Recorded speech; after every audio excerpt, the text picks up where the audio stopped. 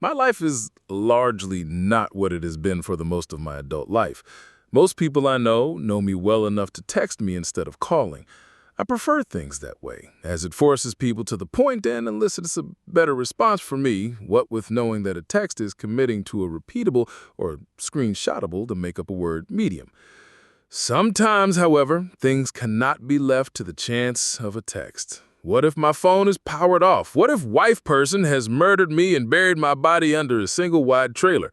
What if I dropped my phone when Marcus and I were saving those kids from the burning orphanage Sunday before last? Sometimes, the only way to be sure contact has been made is to have heard my voice, and I know this. I say all that to say the Thursday before last, I got a phone call. Yo, what's good? Flip note, I won't be using any names because I don't know that his wife is up for me and my shenanigans. Hey shit, sitting here with the wife person and the puppies. Puppy, you got another one? They're all puppies, even the 14-year-old. Okay, what's up? Ain't nothing much. Name's birthday is Saturday and we hitting up the biker bar to have a few drinks and shoot the shit. The wings any good there? I think they are personally. What? Because I've lost my taste for alcohol over the last year and a half, but I am more than willing to come. Matter of fact, I will pick y'all up in DD for the evening. Word. Just don't throw up in my fucking Subaru. All right, bet. What time should I come and scoop? 7 sounds good. Say less. See y'all Saturday. Part of me wanted to be worried about being at a bar where bikers would be drinking at the end of the biking season, but that was overridden by the part of me whose wife person has been on him to spend more time with his friends. We can call my desire to get out the house a net positive. So with Howard being informed, we rolled out. When we, the homie, his old roommate, and the roommate's cousin arrived at the bar, there were already like 20 motorcycles out front. This could either be an amazing time or quite awkward when we get inside. Once in, we stood out like 4 Cocoa Puffs and a bowl of Kix cereal. Luckily, there was no record scratch or music stop moment when we walked in, but there were plenty of eyes on us as we parked ourselves at one of the high-top tables and the waitress came over to take our orders. Service was good. The guys had their drinks and I had my wings for the table and water in a not unreasonable amount of time. She came back frequently enough to earn her proper tip without being annoying as fuck.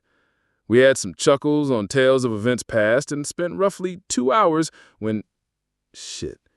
Parked at the table to our left, there were 5 tattooed skinhead-looking guys just kind of sitting and staring at us. We continued in an earnest attempt to ignore the fact that they were mocking us at everything we said or laughed at, clearly trying to get a rise out of us to start some shit to either justify violence or, care in this situation, calling the cops. As if that ain't enough, another group of skinhead parks themselves at the table to our right and is just kind of staring, like they were trying to look through us or something. Fuck my life. I could have stayed home and cooked some chicken wings for this shit.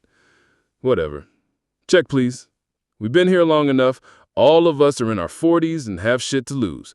We'll get the fuck out of here and link up at someone's house or something if we decide on the way that the night doesn't yet need to be over.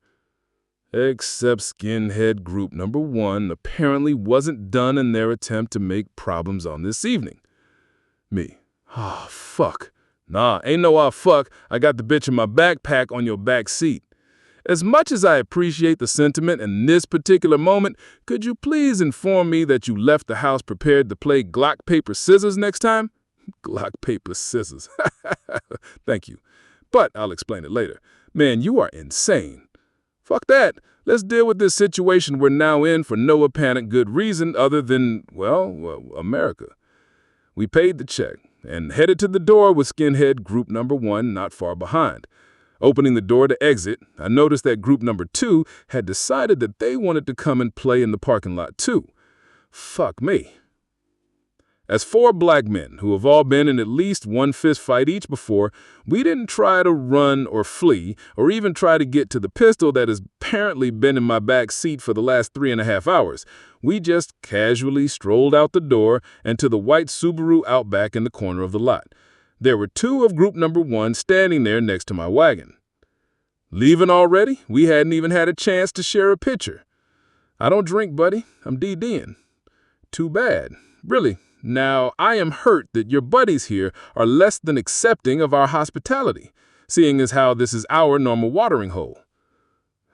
Sorry. Actually, you're about to be. The interruption came in from who I can only assume is the leader or at least spokesperson of group number 2. Excuse me, Jennifer. What seems to be the issue here? Well, it seems that these fellas here are resistant to acceptance of the hospitality of folks like us. But, no one offered us anything. You wouldn't even acknowledge our presence. You mean the part where you were mocking us for no apparent reason? Wasn't worth the conflict. We chose to leave the establishment instead. Well, now our feelings are hurt, and we... Before he can finish whatever he was going to say, the whole of the second group had quietly come from behind him, and one of them punched him square in the forehead. He went to the ground almost faster than immediately. When his now off-guard gangmates realized what had happened, it was too late, and they were outnumbered.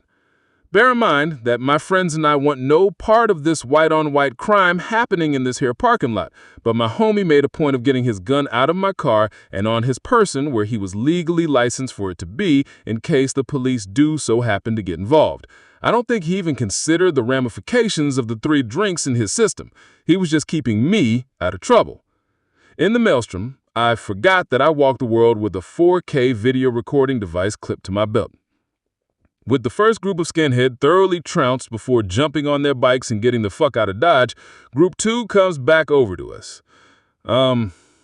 Thanks, I think? No problem. I fucking hate those Nazi motherfuckers. Name is Derek. Phlip. The worst part is when people see us and think we're just like those cocksuckers. I bet. Yeah, so we clocked how they were being dicks inside and came out to clear up any problems they might cause. And again, we thank y'all for that. Anytime, bruh. You fellas coming back in? Next round on us. Nah, we're old and washed. We're gonna get on home to the families. Well, look, you guys seem to be having a good old time. Take my info, and we can catch up and have a couple sometime. Maybe me and the boys will get to beat the fuck out of some skinheads again. You know what? That sounds like an absolutely great idea. So yeah, now me and the boys have some anti-racist skinheads as drinking buddies. Damn, I had them read completely wrong.